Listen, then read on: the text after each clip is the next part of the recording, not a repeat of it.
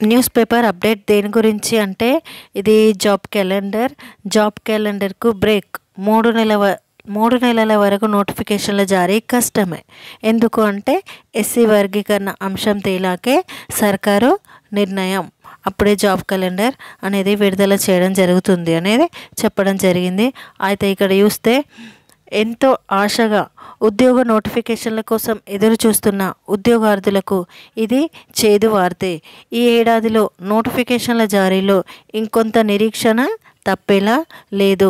నూతన సంవత్సరంలో ఇక వరుసగా వివిధ ఉద్యోగ నోటిఫికేషన్లు వెలువడతాయని భావించిన నిరుద్యోగుల ఆశలకు ప్రస్తుతానికి బ్రేక్ పడినట్లుగా తెలుస్తోంది.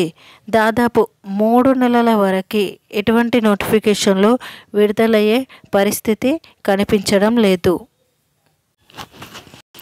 ఇదే అంశాన్ని అధికార వర్గాలు కూడా ధృవీకరిస్తున్నాయి. జాబ్ క్యాలెండర్ అమలుకు ఎస్సీ వర్గీకరణ అంశం ప్రధాన అడ్డంకిగా మారినట్లు అధికార వర్గాలు చెబుతున్నాయి. రాష్ట్రంలో ఎస్సీ వర్గీకరణ అమలు విషయంలో రాష్ట్ర ప్రభుత్వం వేసిన కమిషన్ ఈ అంశంపై కసరత్తు చేస్తుంది. ఎస్సీ రిజర్వేషన్ అంశం కొలిక్కి వస్తే కానీ నోటిఫికేషన్లకు లైన్ క్లియర్ అయ్యేట్టుగా కనిపించడం లేదు.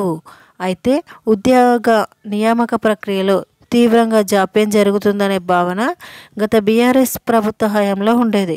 గ్రూప్స్ పరీక్షల రద్దు, టీజీపీఎస్సీ పేపర్ల లీకేజీ ఘటనలో తెలిసింది. అయితే అసెంబ్లీ ఎన్నికల్లో ఇదే అంశం కాంగ్రెస్కు బాగా కలిసొచ్చింది. తాము అధికారంలోకి వచ్చిన తర్వాత జాబ్ క్యాలెండర్ను పక్కగా అమలు చేస్తామని నిరుద్యోగులకు కాంగ్రెస్ హామీ ఇచ్చింది.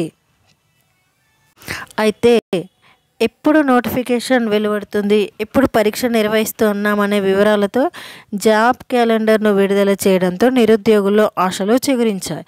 ఇక ఉద్యోగ నోటిఫికేషన్లకు సంవత్సరాల నుండి తరబడి నిరీక్షించాల్సిన పని లేదు అనుకున్నారు. అయితే ఉద్యోగాలకు ప్రిపేర్ కావచ్చు అనుకున్నారు. సో ఈ న్యూస్ పేపర్ దగ్గర తెలిసేది ఏంటంటే ఇప్పుడు ఒక 3 months వరకు అయితే నోటిఫికేషన్స్ ఏమీ రావు అని చెప్పడం జరిగింది.